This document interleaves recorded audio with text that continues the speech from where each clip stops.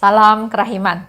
Hari ini 18 Januari kita akan baca dari satu nomor yaitu 474. Kita mulai ya. Dalam nama Bapa dan Putra dan Roh Kudus. Amin. 474. Hari berikutnya Jumat 13 September 1935. Pada malam hari ketika aku berada di dalam kamar, aku melihat malaikat pelaksana murka ilahi. Ia mengenakan pakaian yang menyilaukan, wajahnya sangat cemerlang. Di bawah kakinya ada segugus awan. Dari awan itu ledakan petir dan halilintar meluncur ke arah tangannya, dan dari tangan ini petir serta halilintar itu keluar, dan kemudian menyambar bumi. Ketika aku menyaksikan tanda murka ilahi yang siap menyambar bumi ini, dan khususnya suatu tempat tertentu, yang karena alasan-alasan yang tepat tidak dapat kusebut namanya, aku mulai memohon kepada malaikat itu untuk menangguhkannya sejenak, dan dunia akan menyesal.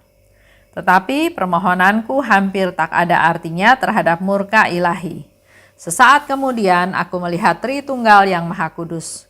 Kuasa keagungannya menembus jiwaku dalam-dalam, dan aku tidak berani mengulangi permohonanku. Pada saat itu juga aku merasakan dalam jiwaku kuasa rahmat Yesus yang ada di dalam jiwaku. Ketika aku menyadari rahmat ini, serta-merta aku direnggut ke hadapan tahta Allah. Oh, betapa besarnya Tuhan dan Allah kita, dan betapa tidak terselami kekudusannya. Aku tidak akan mencoba melukiskan keagungan ini, sebab kelak kita semua akan melihat Dia seperti adanya.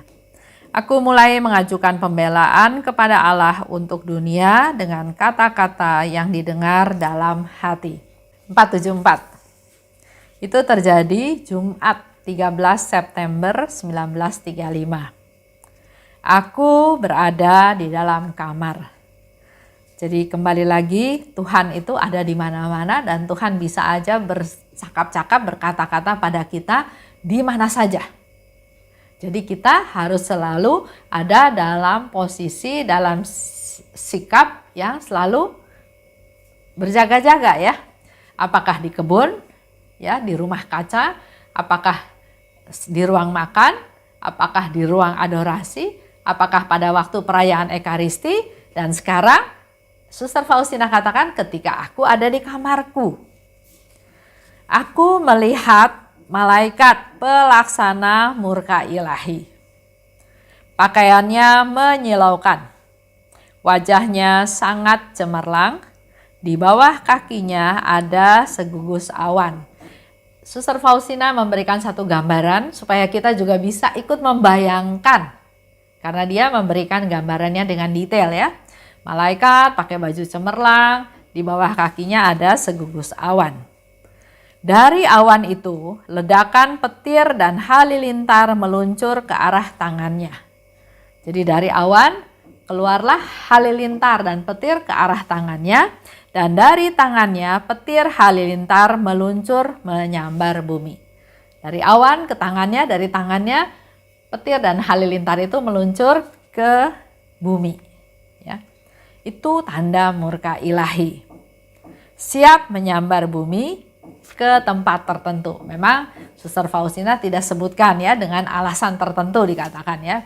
Jadi tapi dalam penglihatan dia sangat jelas melihat bahwa petir dan halilintar itu menyambar bumi dan ke satu tempat. Melihat gambaran seperti itu, otomatis dia yang berbelas kasih, dia langsung berdoa. Mohon supaya pada malaikat itu untuk menangguhkan sejenak, jangan melaksanakan murka ilahi tersebut.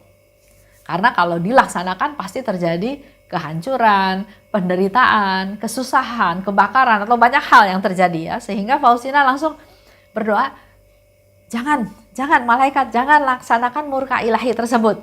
Tunggu sebentar, pasti nanti mereka akan bertobat. Sama seperti cerita Abraham ya, waktu zaman dulu di Perjanjian Lama.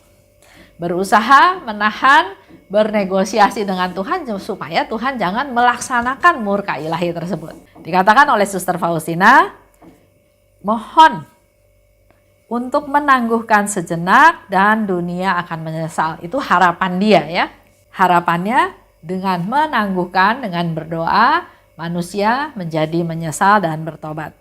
Tapi permohonan ini ternyata nggak ada kuasanya, nggak berarti apa-apa ya terhadap murka ilahi tersebut. Nggak mereda, nggak mengecil ya, tapi nggak seolah-olah permohonan tersebut tidak ada manfaatnya, tidak ada artinya. Sesaat kemudian, Suster Faustina melihat Tritunggal Maha Kudus. Kuasanya menembus jiwaku. Aku tidak berani mengulang permohonanku. Jadi dia melihat suatu tampilan gambaran murka ilahi. Pelaksana murka Allah akan melakukan pelaksanaannya dengan petir dan halilintar yang akan menyambar ke bumi. Tapi di samping itu, karena dia berdoa, dia mohon gak ditanggapi, dan tiba-tiba dia merasakan suatu suasana, situasi yang menembus jiwaku katanya ya. Dan dia gak berani mengulang lagi. Jadi ada satu suasana yang begitu sakral, suci, sampai dia gak berani ngomong lagi. Aku merasakan kuasa rahmat Yesus yang ada dalam jiwaku. Dan aku direnggut ke hadapan tahta Allah. Itu pengalaman yang dia alami dalam peristiwa tersebut. Melihat penampakan murka Allah, dia berdoa untuk kepentingan orang lain, bukan untuk kepentingan dia ya, untuk kepentingan orang-orang lain supaya dunia bertobat. Pasti Tuhan senang, sehingga selanjutnya Suster Faustina mengalami hal-hal yang luar biasa, direnggut ke hadapan tahta Allah. Dia bisa merasakan kuasa rahmat Tuhan. Dia bisa melihat Tritunggal Maha Kudus. Banyak hal-hal yang Tuhan berikan pada Suster Faustina. Dan di sana dia merasakan betapa besarnya Tuhan Allah kita. Betapa tidak terselaminya kekudusannya. Apa yang dialami oleh Suster Faustina sampai akhirnya Suster Faustina bisa mengambil satu kesimpulan di mana Allah itu begitu besar dan gak bisa terselami kekudusannya. Dan pada saat itu dia mulai mengajukan pembelaan kepada Allah untuk dunia dengan kata-kata yang dia dengar dalam hati. Peran hati nurani ya, seperti yang kemarin saya ceritakan. Mari kita biasakan mendengar suara hati nurani. Jangan hati nurani itu ditekan, dibuat bisu, nggak boleh mengemukakan pendapat, nggak mau didengerin, tapi mari kita belajar untuk membuka hati nurani kita supaya kita bisa peka, bisa mendengar suara Tuhan. Karena di sini dikatakan oleh Suster Faustina, aku mulai mengajukan pembelaan untuk menyelamatkan dunia ini dengan kata-kata yang didengar di dalam hati.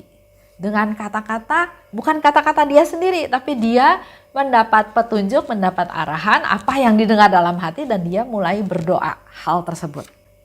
Untuk selanjutnya kita bisa lihat ya dari 475 dan 476, ternyata doa itu adalah doa koronka yang Tuhan ajarkan kepada Suster Faustina.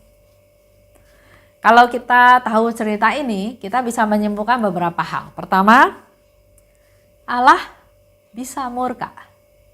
Allah murka karena manusia bukannya bertobat, tapi berdosa, dan berdosa lagi. Oleh sebab itu dia mengutus malaikat untuk melaksanakan murka ilahi. Dan dikasihlah gambaran itu kepada Suster Faustina. Suster Faustina melakukan hal yang memang diminta oleh Tuhan. Yang diinginkan, yang menyenangkan Tuhan, yaitu membela, mencoba menyelamatkan jiwa manusia berdosa. Sehingga dia mohon malaikat untuk menangguhkan. Tapi kita tahu ya dari cerita seolah-olah doanya nggak ada artinya sama sekali. Tapi step berikutnya dia mengalami persatuan dengan Tuhan dan yang luar biasa dia mulai melakukan pembelaan lagi bukan dengan kata-katanya. Tapi dengan apa yang dia dengar dalam hati. Di sini kita mau lihat satu gambaran di mana walaupun Allah tahu manusia berdosa, tapi tetap Allah memberikan kesempatan pada kita manusia berdosa untuk bertobat. Jadi Allah datang memberi kuasanya dalam jiwanya Suster Faustina, bisa merasakan bahwa Allah itu peduli.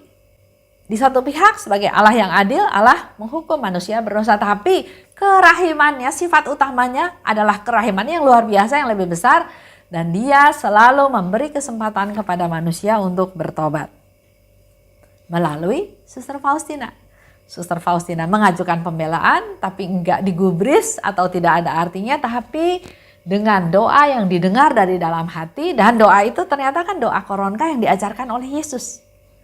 Dan dikatakan, disimpulkan bahwa doa koronka meredakan murka Allah, karena setelah mendengar kata-kata itu, malaikat itu seolah-olah kehilangan semangatnya, kehilangan kekuatannya untuk melaksanakan tugasnya. Itu aja yang kita mau renungkan hari ini.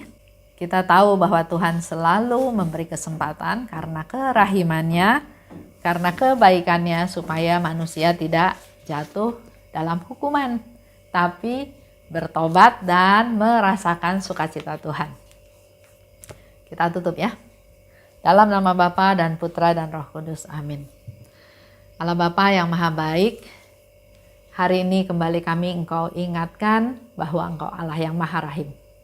Dan kerahiman-Mu itu tidak terselami, tidak ada batasnya. Yang kami terus-menerus boleh belajar tentang kerahiman-Mu. Bahkan melalui cerita hari ini Engkau sudah meminta malaikat untuk melaksanakan murka ilahi, tapi tidak langsung Engkau lakukan, tapi sebaliknya Engkau terus memberi kesempatan kepada manusia untuk bertobat, untuk berbalik, untuk memperbaiki diri. Dan itu semua Engkau lakukan melalui Suster Faustina, di mana Suster Faustina yang sungguh rindu untuk keselamatan banyak jiwa orang berdosa, dia selalu membuka hatinya padamu, sehingga dia juga bisa mendengar apa yang dibisikkan dalam hatinya, dan dia memakai doa tersebut sehingga murka Allah menjadi reda.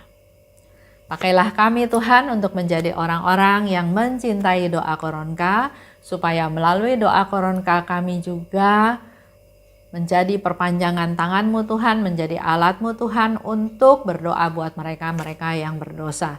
Dan terutama kami juga berdoa untuk diri kami masing-masing, karena kami juga manusia yang tidak berdaya, manusia yang berdosa. Semoga melalui doa koronka yang kami daraskan setiap hari, sehari lepas sehari, Engkau ubah kami Tuhan. Engkau buat kami menjadi lebih peka lagi, dan mampu mendengarkan suara-Mu. Kemuliaan kepada Bapa dan Putra dan Roh Kudus, seperti pada permulaan, sekarang, selalu, dan sepanjang segala abad. Amin. Dalam nama Bapa dan Putra dan Roh Kudus. Amin. Salam kerahiman.